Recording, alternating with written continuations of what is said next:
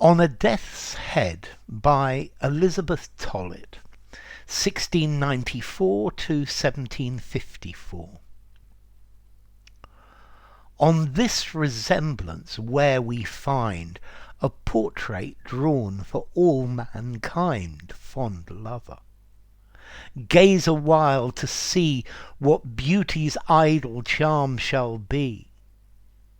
Where are the balls that once could dart quick lightning through the wounded heart, the skin whose tint could once unite the glowing red and polished white, the lip in brighter ruby dressed, the cheek with dimpled smiles impressed, the rising front where beauty sate, throned in her residence of state, which half disclosed and half concealed, the hair in flowing ringlets veiled.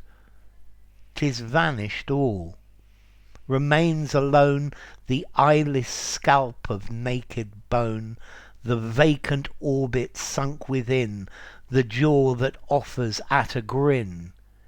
Is this the object then that claims the tribute of our youthful flames? Must amorous hopes and fancied bliss, too dear delusions, end in this? How high does melancholy swell, which sighs can more than language tell?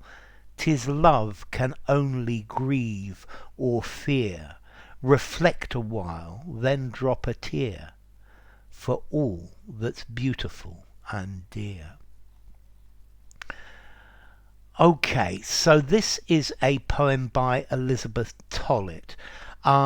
Let's see. Her father was in the Navy, and she was actually brought up in the Tower of London.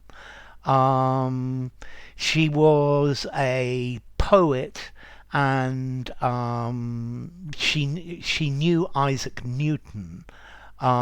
She was an educated woman, which at that time was very unusual. She was proficient in various languages and Latin as well. I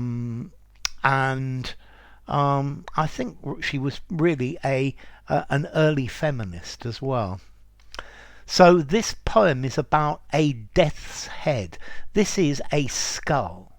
She's looking at a skull, and she's thinking about it and thinking about the difference between the skull, which is just the material that the body is made of, and the difference between this and the body in life. And the body in life is so different, and it's so sad that everything will end we will all end in death, and we will all end up like this skull. So, on this resemblance where we find a portrait drawn for all mankind, fond lover.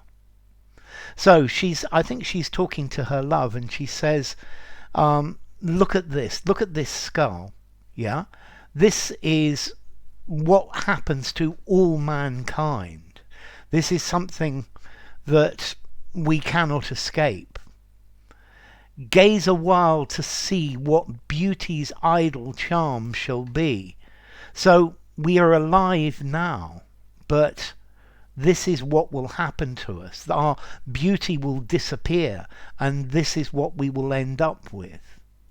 Where are the balls that once could dart quick lightning through the wounded heart? So the balls are the eyes. Yeah, where are the eyes? Because the eyes in the skull have gone.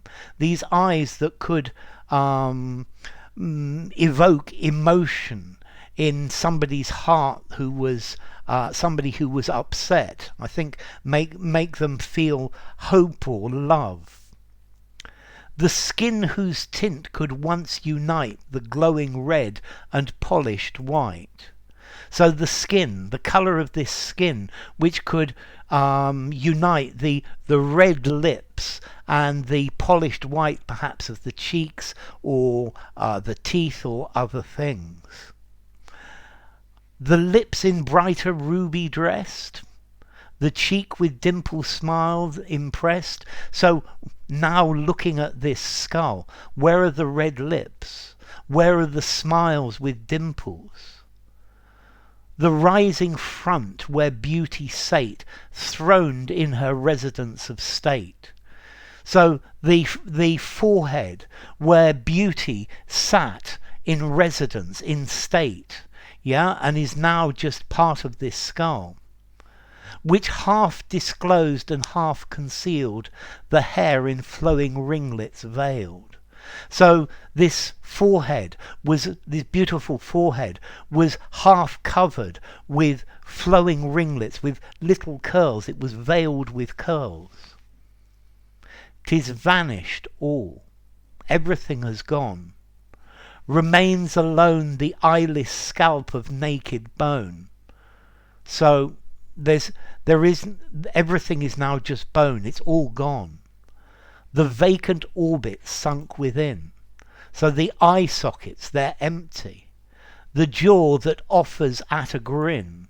So this jaw which it looks like it's grinning, but the mouth has gone. Is this the object then that claims the tribute of our youthful flames? So is this skull the seat, the base of where our youthful passions, our love for people comes? Yeah?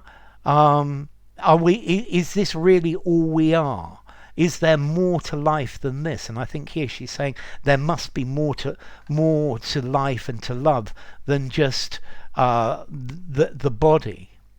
Must amorous hopes and fancied bliss, too dear delusions, end in this? So hopes of love and imaginations of pure happiness, bliss, yeah, these are two lovely delusions. Must they always end in this dead skull? Will everything die? Does love always die as well? How does melancholy swell? So she's now feeling rather depressed.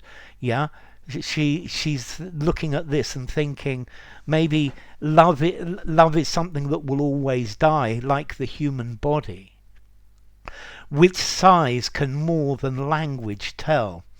So when you feel sad, your sighs tell much more, or give much more information than words can explain. Till love can only grieve or fear, and love can only be sad or fear, because this is clearly the inevitable outcome. Reflect a while, then drop a tear for all that's beautiful and dear. So think about this, look at this skull, and then cry a little bit, feel a little bit sad for everything that's beautiful, everything that you love, that you hold dear, that nothing will last forever. So, enough. If you enjoyed the video, give it a rating, subscribe to my channel, and I will see you soon. Bye for now. On a Death's Head by Elizabeth Tollett.